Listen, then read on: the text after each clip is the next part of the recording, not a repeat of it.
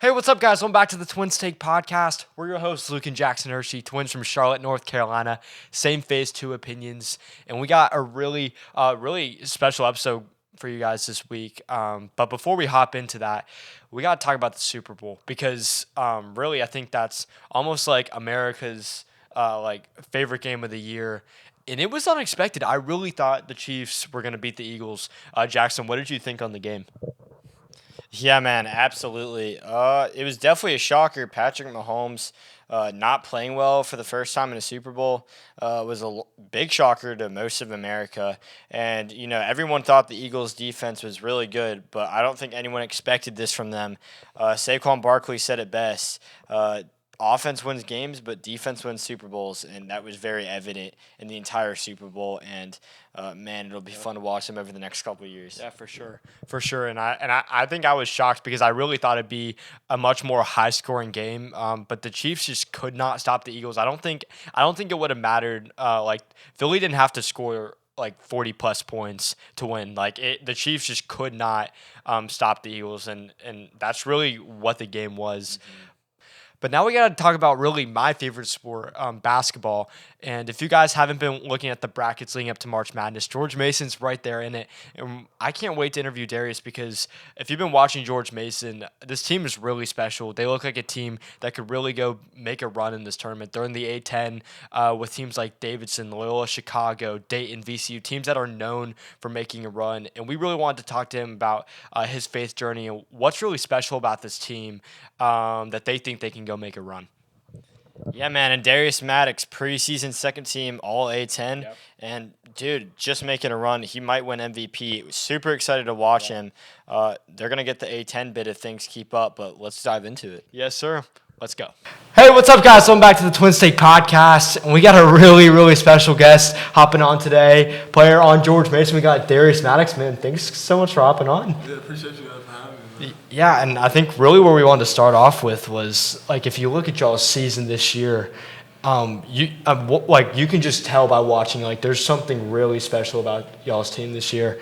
Do y'all feel that in the locker room? What do you think really sticks out to you guys? No question. I mean, as funny as it may sound, a lot of the guys we're older, a little bit older. Yeah. Probably one of the older teams in the country, so we're not too much caught up in, the naysayers or.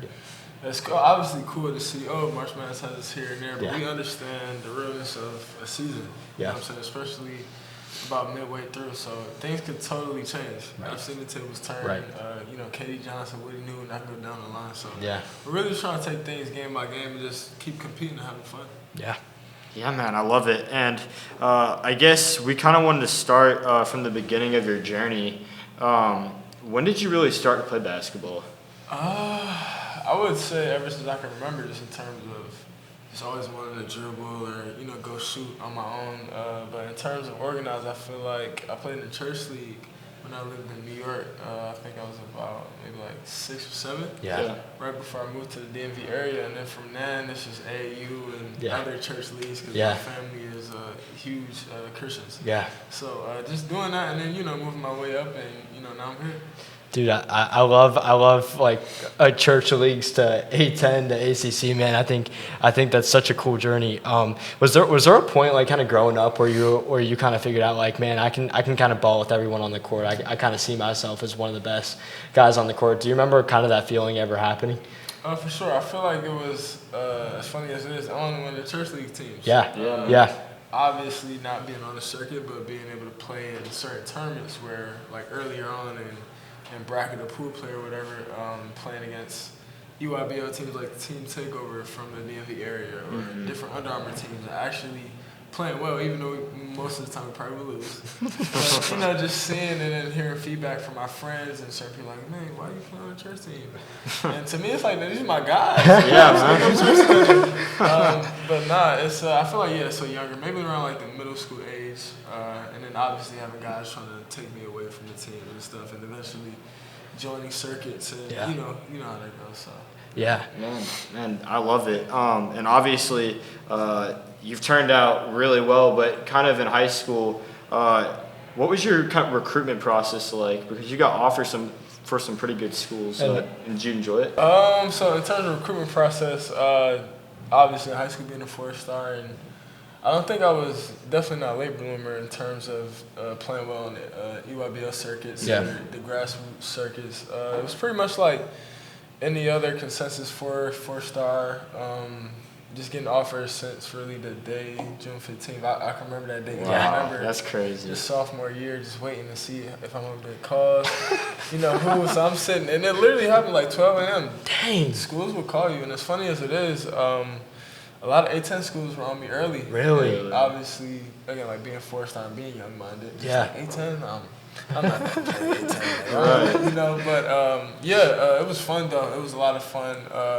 But towards the end, for me, kind of got easier just being able to decipher what's for me, what's not for me. And I chose, I think, in my junior year summer too. So that whole season, I could just relax and just play ball and have fun. So. Dude, I love it. And I think that whole recruiting process, I think that's really cool that you got to go through that. I mean, a lot of guys, especially in basketball is such a hard sport to really – one, go college, another go D1, and to mention, I mean, it's so hard.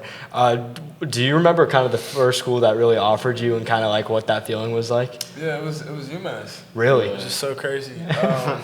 Played them a couple games ago. And we actually last year had a crazy loss to them. I'm not gonna talk too much about that.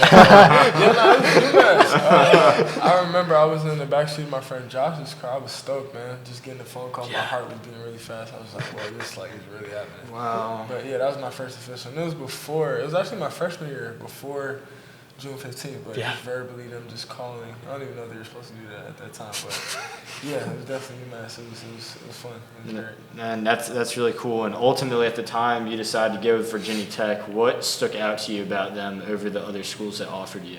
The main thing was really the play style. I felt in high school that was something that really mattered to me, just being able to be somewhere where they value people who could shoot the ball, and then obviously getting up and down a lot. And alongside with that, one of my cousins, blood cousin, Christian Webster, he coached there. Really? So it just made it a little bit more seamless for me to be able to have a staff member that I'm that close to, and on top of that, knowing that he'll just be 100% with me. Even at times where, I really wouldn't like, or I hated, what was going on, but I'm the type of person that really just look in my mirror and try to figure things out. You know what I'm saying? Instead of run from things or instead of point fingers. Love it. And that's what I ended up doing. Man, I gotta say this, and I was trying to decide if I was going to, but I'm a diehard Duke fan. I remember sitting in the car. I remember sitting in the car the night of the ACC championship when y'all beat Duke. Yeah. How special winning the ACC championship, going on that run, how special was that for you and that team? Yeah. That was the first year of kind of college basketball getting back to having fans and everything. Yeah. Oh, I forgot about COVID. Yeah, that was crazy. My first year of college, the whole COVID situation, and I had a small tear in my labrum, maybe towards January, February. So I didn't really play as much. Yeah. I probably wouldn't have played as much anyway, just being a freshman and going through my different changes in my body, my game. But to get to your question though, I think in the moment it wasn't as huge to me as it probably would have been if I was older and really understood it. Because for me, it's my first year actually playing. My journey throughout that season was up and down a lot, just in terms of playing and trying to find my way to get minutes. Even though sometimes I felt like I'm coming in, I'm hitting 2 threes, and I get taken. I'm like, what is going on? But again, just sticking, to the process and trying to trust myself and trust my work and. Trust what my cousin and people on the staff were telling me really led to me playing more. So I feel like winning, and I don't want to sound like I didn't really care about winning, but I just wanted to just see how things were going to turn out. But looking back at it, man, it was amazing. Just to make history for Virginia Tech, man, it was huge. And then, really being a decent piece in that too was huge too. And it was fun though. But while I was going through it, it felt average. It felt normal because I've never really been a part of losing organizations, if that makes sense. Sure. So it didn't really seem abnormal to me. We're getting to playoffs, we're getting to championship, playing championship. It was just basketball. Man, I love that you're, I guess getting the time and putting in the valuable minutes sticks out more than just the overall success. I love that you're just trying to build your career, which I love that. kind of as the years go on, do you have like a favorite memory while being there? At Virginia Tech? Yeah, at Virginia Tech. I would say that one of the first, and it wasn't like the ideal buzzer beater, but pretty much a buzzer beater at Miami. Me and Sean Padula, he's at Ole Miss now. Yeah. Basically, both of our freshman years. Cause my first year, Colin not really playing, but just both of us played really well off the bench, and we were at Miami, and we lost to them like a couple weeks prior to a buzzer beater at our crib. Like, it was a crazy buzzer beater, like a half-court heave. It was so quiet in our home gym, you could hear the footsteps of the dudes. No way. Like, is this real? Like, it was ridiculous. It was a sold-out crowd, but just to get back to that, it was a huge moment for me just because I was still getting over trying to find minutes, trying to play, and having a good game, hitting a shot to seal the deal for the game, and then winning the game.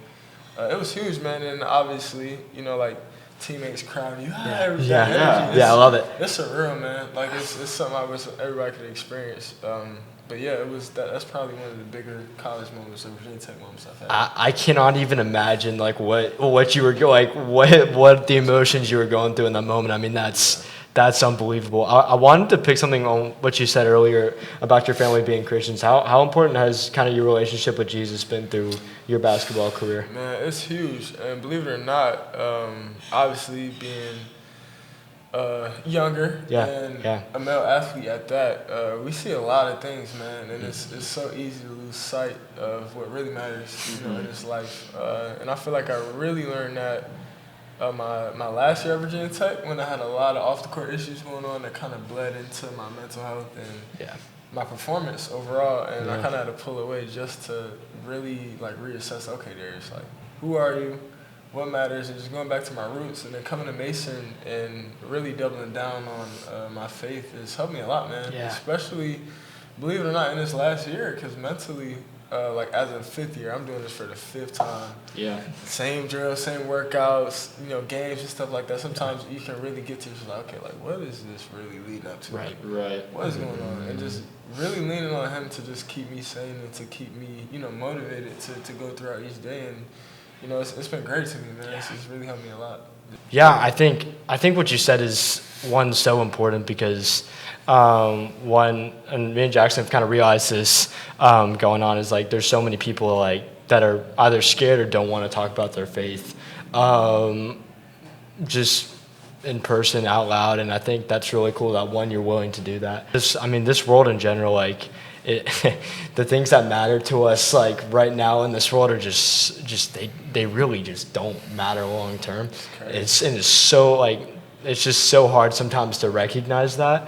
But I think what you've been able to do and like take the abilities God's given you and really to just be able to use it to glorify Him, I think that's really cool. I wanted to ask you about high school. You played in Oak Hill, right? Yeah. How important did Oak Hill have in really helping you become the player you are today? It was huge, man. And I'm really big on like, well, at least as I'm getting older, really understanding like the full circle effect of things. And firstly, like off the court, it was different. Have y'all heard about Oak Hill or anything? Yeah. It's like middle of nowhere. The students there, it's like it's a disciplinary school. They don't tell you that. Really? Oh, you're a recruit, is it? Yeah. So I had some characters in there, man. And I'm not gonna go in depth about what I seen and who I saw and what I met, but it just gave me like a huge perspective on life. You know what I'm saying? You might be in class with somebody who's ran away from home a million times. Really? You might be in class with, you know, recovering addicts and stuff like that. Or even like good kids that their parents maybe are millionaires and don't really have as much time to be able to be there with them, so they're at boarding schools. But long story short, it just gave me a huge perspective. And then to have, you know, ESPN ranked players that I'm just chilling with or playing against every day, and then I'm going to class and talking with, you know what I'm saying? Like, it's just like the best of a lot of different worlds. Right. But in terms of basketball, it helped me a lot. Just in terms of like the business aspect of things. And I feel like the coaches did a great job of explaining and showing us more of the business side of things. And a lot of things. Again, like I can't really go too much in depth. We were talking Right, for sure. a long time. Yeah. But nah, it was great for just my mental health and development as a player, understanding, roles in my space in basketball. Man, I love it. And kind of jumping back to the college world, eventually you decided to leave Virginia Tech and enter the transfer portal. The transfer portal is crazy nowadays. What was your experience like the second you entered?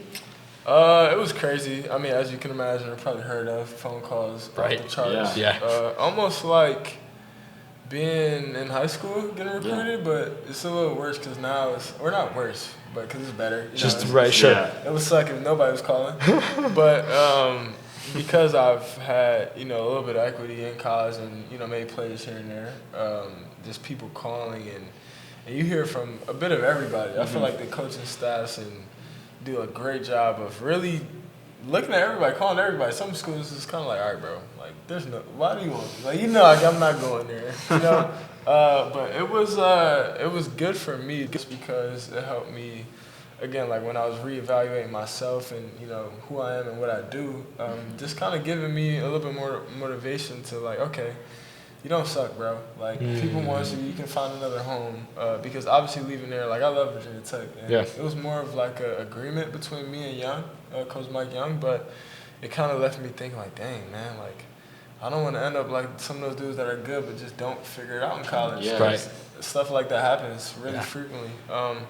But nah, it was fun. But I pretty much knew I was coming to Mason earlier on, especially when Skin, Lamar Butler, just a couple more guys on the staff that I knew that were there. It was kind of like a no-brainer.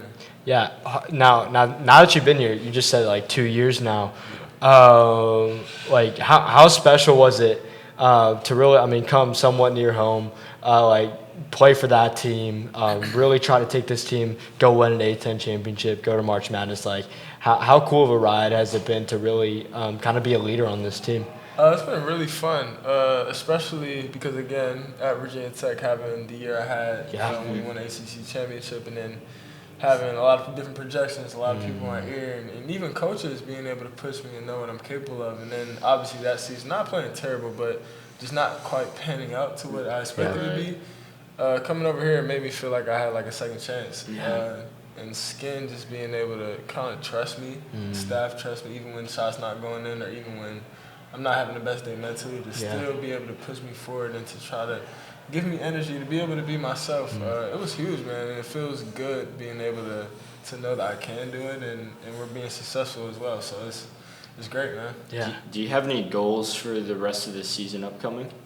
No question, but with me, and again, like obviously you guys don't know me as well, but I'm a simple dude, man. Once I start trying to leap and think about things, it seems it's too much. Yes, it's a lot going on. So for me, it's really just trying to be able to just win game by game and just to be, as aggressive as I can be, just in my position, and that's what helps me keep going, and that's what helps the team most. Yeah. Yeah, I think sometimes you just need to be a little simple. Sometimes if you go too far ahead, you're gonna mess everything up. Looking at the end of the season, like, do you want to play professional in the NBA after this season? Like, do you have an idea of what you want to do after your fifth season at George Mason, or you just kind of just finishing the season and then seeing what's after? Yeah, no question. I feel like whatever avenue I am going to get out of this basketball thing, I'm definitely wanting to push that as long as possible. Because why not? Yeah. Like just playing this long and God willing, if I can stay healthy, literally trying to play until I literally can't anymore. Whether that's NBA, G League, overseas, it really, honestly, obviously depends on the way the rest of my season goes. But then like postseason workouts or even summer league or stuff like that. So, but yeah, definitely wanting to continue to hoop, man. Yeah. Okay, I gotta ask this. So, y'all don't have that many games until the A-10 championship. Looking over your season this far, looking ahead of the season, what either was your kind of favorite thing of this season so far? Or what are you kind of most looking forward to in the season? So with this season, we're talking about like A-10, like the official like game. Like we'll say like official, like when the season started this year. Favorite. I feel like I have a couple. I'm gonna name like probably like 2 or 3. Okay, first, go for it.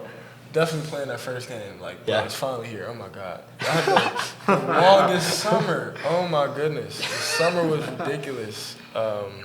to say the least. So first game, boom, out the way. Then Dayton, playing at Dayton, winning at Dayton. Yeah. That's a big win. Yeah, we let them come back a little bit at the end, but nah, that was a fun game. Yeah. Just feeling like we were just clicking. Everything was clicking, Yeah. defensively, offensively, laughing, having fun. I feel like that's what it's all about. Sure. And the last thing, man. I don't know. I feel like 'cause we had a couple historical moments winning at St. Bonaventure. Yeah. Just a lot of moments for George Mason that hasn't, or a lot of things that hasn't happened in a while. So yeah, it's quite a few, man. Yeah, man, I love that. We kind of got two more questions until we wrap this up with you, but I guess if you're looking back at your complete basketball journey, what's the biggest lesson you've learned? Oh man. Kind of putting a tough one on you. Yeah, I'm about to the biggest thing I've learned, honestly, and it was I was talking to a player from Howard University, Marcus Docker. Yeah.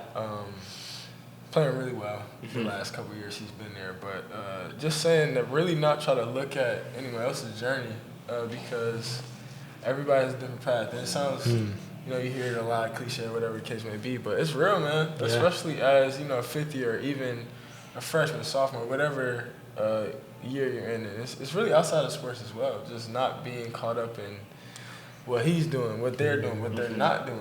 To try to make yourself feel better. Oh, he doesn't have this yet, or you know what I mean. Just being able to really just get lost in your journey, just get lost in what you have going on. I feel like that's huge, man. Just to keep yourself on the right path, and not slow yourself down, and not try to speed yourself up. So. Yeah. And then I guess last question for you. If you're looking at George Mason, you're looking at Virginia Tech, you're looking at high school. Do you have a favorite basketball, a favorite memory in general that you're like, man, that really just sticks out to me? I wish I had like a specific answer, man. But like I was saying earlier, I've never really been a part of like a losing or like a bad. That's not a bad thing either. Yeah. I might just go like the opposite and maybe talk about like one of the experiences, like Virginia Tech, leaving Virginia Tech. Maybe not the funnest, but looking back on it, man, it was huge for me just to figure out who I am and to try to make my next move one of my better moves. And I feel like it was definitely a better move I could make in life in general, just outside of basketball. Yeah. I think it's so funny. Like sometimes, and I was talking. Me and Jackson actually literally just transferred schools mid-year for sports, and it was funny. I was talking to someone about this the other day that like sometimes like the uncomfortable moments, the like moments that you're like not sure what's gonna happen, like the moments that you're gonna have to have growth, or like what really prompt you to like, man, maybe that's what God's plan is for me overall. So I think it's really cool how you went from Virginia Tech to George Mason, and now you're killing it here, man. Man, dude, thanks so much for coming on. We really appreciate you. Appreciate you, man. Thank you. Yes, sir. Yes, sir. I want to go follow George Mason the rest of the season. Thank you, guys. Peace. Man, not gonna lie, that was a lot of fun. Thank you so much, George Mason, for providing us that interview. And Darius Maddox, man, what I really love about him is just how down to earth he is. Nothing seems to faze him, and he's been through lots of ups and downs throughout his journey, but he's always leaned on God in every way, and it's obviously put him in a really good spot with George Mason this year, with a team full of just older guys that are gonna end up probably making the tournament if things go how they're looking. So we really just enjoyed talking to him. Excited to see how things turn out the rest of the season. But man, he's one talented and heck of a player. 1,000%. I think the thing I really like about him is like Justin said, he does not care about like things like really earthly things. Like he doesn't care about social media. Like he cares about basketball. He cares about God, and I think in his family, and I think that's just really cool to see in a college basketball player, because that's not what you see a lot of times today, especially in a world really focused around social media. I think that's really cool. Guys, that's going to wrap us up for this week's episode of the Twin State Podcast. Guys, thank you so much for hopping on this week's episode with Darius Maddox. If you have any questions for us, please feel free to email us at thetwinstatepodcast@gmail.com. And we have an Instagram page. Go follow us. Give us a DM. We love all you guys. God bless you. Peace.